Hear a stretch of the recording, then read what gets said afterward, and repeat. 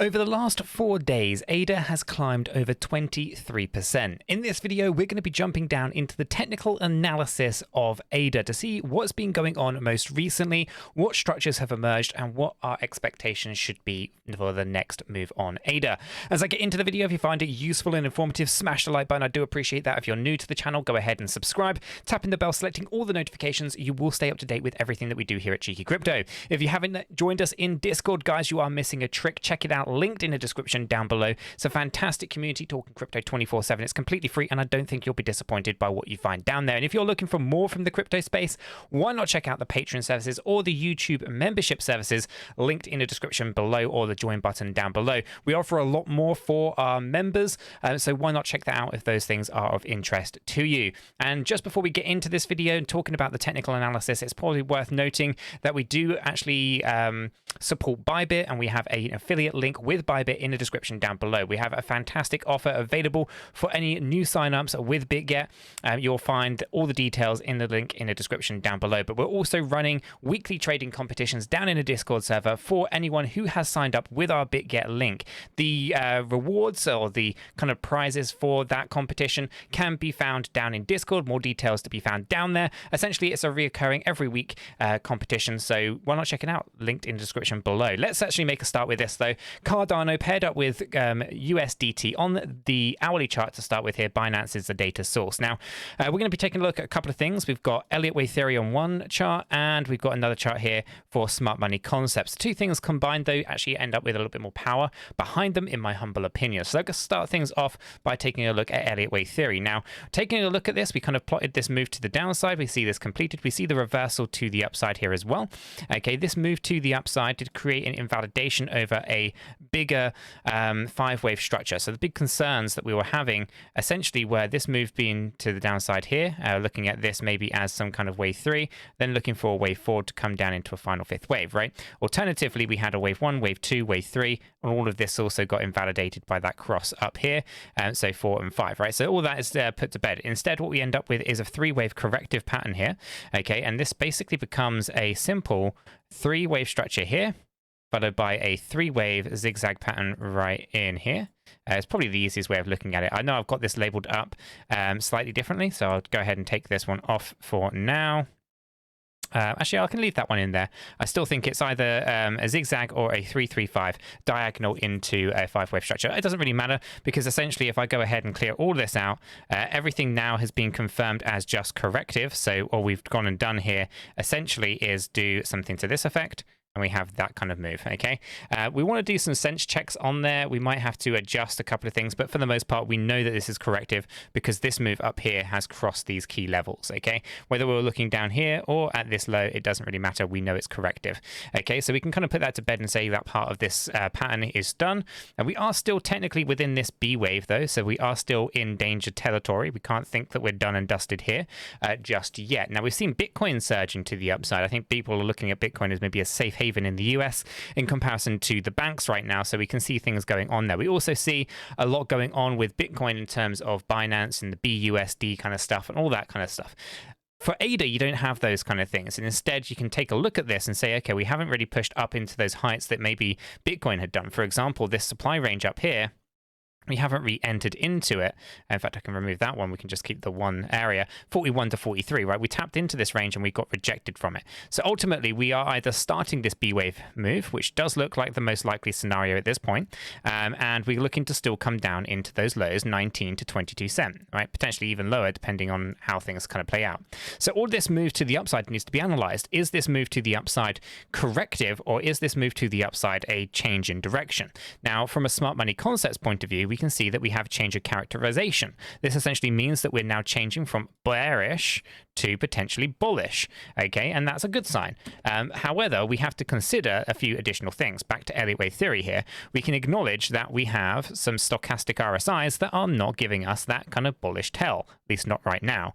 Overbought on all these kind of time frames, from the hour 4-hour, 8-hour, 12-hour, 16-hour, and daily, all the way up to our weekly. If I come over to the weekly right now, you can see that we're just below that overbought area. So we were overbought, and now we're coming down a bit. Okay, and this is recent action, price action. If I zoom in on this, you can kind of see that this move that we've had to the downside has barely moved the needle on the weekly stochastic RSI, indicating to us that actually there's a lot more selling pressure than there is buying pressure when it comes to Cardano. So knowing these things helps us understand what we think is the most likely scenario. So let's go ahead and make this a little bit clearer. This recent structure to the upside, we need to first of all ascertain whether or not we're in a bullish structure or a bearish structure. For the most part, we might be able to argue that we have some kind of 5-wave structure right in here, okay, and we'd have to analyze this using this area and say that, look, we came right up above the 1.236, but we are below the 1.618. This area would be typically a wave 5. So we know that there's a potential 5th wave in this area just here, although it would have to be a diagonal because we do not have any characteristics here to kind of marry this up as a larger structure. Then we'd have to see down here that we had this move. Now, if I come down to a 15-minute chart, we'd have to figure out whether or not down here does constitute that. And I think it does. So for the most part, we could be looking at this as a 5-wave structure. Let's come back into our hourly. Okay, so that wave 1, potentially, a potential scenario here as a wave 1, this is all corrected to the downside. We have a very clear impulsive move to here. This is being our 4th wave, and then this here being our 5th. And I still think there's a little bit of room to grow here if we needed to. It's a little unclear, so let's go back down to our 15 minutes and see what's going on. We can see 1, 2, and for the most part, I don't think we're really actually, yeah, 1, 2, yeah, actually it could be done. It could be done because we can see it right in here. 1, 2, 3, 4, and 5, and then we're coming down. So it does look like that's actually potentially complete. We'll keep a close eye on that though. And so that could be 5 waves. Now, if we start with 5 waves, we have to end in 5 waves. So we end up with a quick correction and maybe another 5-wave structure. 1, 2, 3, 4, and 5. Okay, and then that there basically becomes our zigzag pattern, which is basically A, B, and C. Okay, key note here is that we'll stay below this area of supply. Okay, now that's one scenario that could play out. Alternatively, because we've got a 5-wave structure and we're heavily overbought on all those timeframes and a dump down is highly likely, then we have to consider the potential that this is an irregular flat correction. Okay, and that scenario would basically mean that this structure here is incorrect. Okay, and what we'd have is this A, B, C structure like this. This is basically something that I call an expanding flat correction. It's not technically the correct term. It's an irregular flat, and basically it expands out like this. Okay, now if that is the case, then we end up in a very interesting situation. Now, that's also one way of looking at this market. The other way of looking at this market, because there's a couple of other ways of explaining that 5-wave move, is that we're in a running flat correction. And a running flat correction is what would look like this, right? We come up here, we've come down lower than the origin level of the A wave, and then we come up here. Rather than expanding up like we would have for that irregular flat, we run short and we finish this one here, and they call it a running flat, and then we correct back down. So there's lots of different ways that this market can go. It's going to be very interesting. One of the things that I do know for certain, though, at least I say for certain, the most highest probability according to Elliott wave theory is that we have to reverse from where we are. We finished the 5-wave structure. Even if we do push this up a fraction more, it really doesn't matter because this is the end of the structure and therefore we go down. This is also indicated within the oscillator of the stochastic RSIs. We can see that this is an end of a structure. So whether we believe that this is an expanding flat or a irregular flat or a running flat, it doesn't really matter. The only thing that matters is that it's an end of structure and we have to see what happens next. And the next move should be to the downside. Okay, so that's Elliott wave theory. Elliott wave theory is telling us the next move, the next directional move has to be down. Now, from a smart money concepts point of view, we end up in a very similar situation. Okay, from here, we do obviously have that bullish tail. Okay, we can't ignore it. So we have change of character, bearish confirmations. Now we're going bullish, change of character, waiting for confirmation. Now, when we see these change of characterizations, we always, I say always, no, that's a lie. I shouldn't use correct terminology. We don't always, but we normally, typically, do actually retrace down lower than them. For example, this change of character right here, we retraced below that area or a little bit higher than this area, and then we went in the direction. So right now we can see that we had a little dip here, but I think actually the bigger move has to come down, probably more towards equilibrium around 30 cents, and then move on up. Like I said, that doesn't really align with Elliott wave theory, but it is what you would see when smart money concepts. This is bullish, but we haven't got confirmation yet. Okay, and normally we retrace down before we go in that direction. Some other examples of this, right here, we had the bullish change. We then actually moved down and then we rallied back up, but failed to actually rally. And then we got a reversal indication right here. Okay, so you can get these false flags. You usually wait for the BOS, which is a break of structure and confirmation. But, you know, for the most part, you can kind of jump in these a little bit earlier if you have slightly higher risk tolerances. And if you're looking at trading, as I said, check out get down in a little link in the description below. There are some fantastic offers available there. So yeah, for the most part, that's kind of where the here and the now kind of structures are. We've got a lot of fair value gaps here. All of these being left behind. These are areas that we more than likely will go ahead and fill. And equilibrium is right down here on this order block. So retracement down to this low seems to be the most logical. Now let's go ahead and scale this thing. Let's scale it up into our daily chart. Okay, so here is our daily chart here for Cardano's ADA.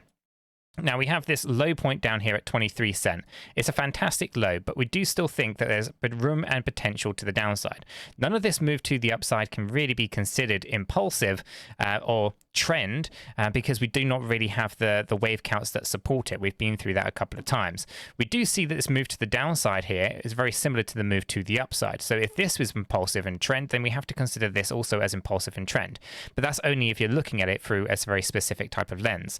Ultimately, from an Elliott-Wave theory point of view, there's no trend here and there's no trend here either.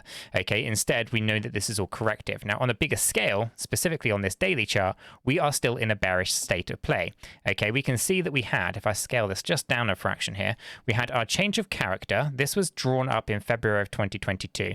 We got our confirmation at this point in May of 2022, and we can see we're getting this continuation of break of structures. This is October of 2022, and we can see that we continue this move to the downside. We're yet to break any of these structures at the macro level to indicate to us that we are going long, at least, you know, in a trend-based way to the upside. So from a smart money concepts point of view, although we've got these minor changes at the hourly level, we don't have any of these major changes on the larger timeframes. So we want to be really cautious until we kind of get the right signals. We can't get too happy. And like I said before, even though you might have these change of characters appear, we normally retrace higher before we actually get that next confirmational move. So when you start seeing a big move here or a big change of character, let's say we paint one up here, right? And we start seeing this, well, chances are that we're going to have to pull back just a fraction before we actually take off. So we know that we don't miss in the boat. It's not about, you know, oh, you're just bitter because you didn't buy the bottom. It's nothing like that.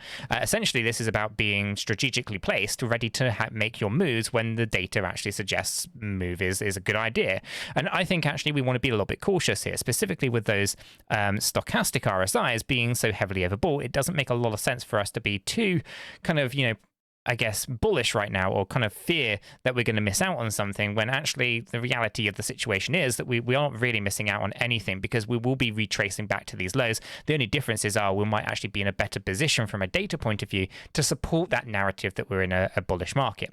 So right now, the data here on the daily chart from a smart money concepts point of view is very much bearish, bearish, and bearish, and we haven't broken anything here that tells us that we are changing our characterization to bullish. Okay, so we're still in a bearish state of play from a smart money concepts point of view. Let's go ahead and scale up the Elliott wave theory side of things.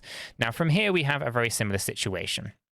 We can see that we are looking bullish at a big macro level, right? We've got some fantastic targets for ADA long term, right? Which is why I hold a lot of ADA. But essentially, it doesn't look great when we start scaling into the kind of smaller movements of this daily chart. We can see that there might be a potential requirement to come down a little bit deeper.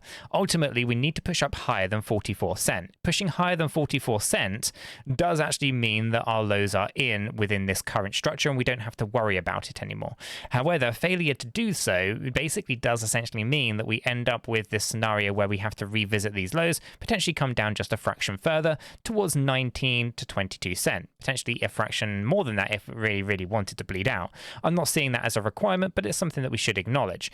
Ultimately here we can see a little bit more room to the upper side if we really needed to, but it does look like we are actually starting to form the structure that is going to take us back down into those lows. So from an Elliott wave theory point of view, it's very much aligned to that of the smart money concepts. It's bearish until proven otherwise. And at the moment, there's no bullishness to be said here until we break above 44 cents. So from an Elliott wave theory point of view, we're bearish until 44 cent is broken. And from a smart money concepts point of view, we're bearish until we can flash above. And again, ironically, 44 cent, 43 possibly, will get that change of characterization and actually indicate to us that we are going in a bullish way. But again, like I said earlier, you kind of expect a retracement before you actually start going in that direction. Here's an indication of it, right? So we break that current structure, you change the characterization, you retrace back in the opposite direction before you actually take off.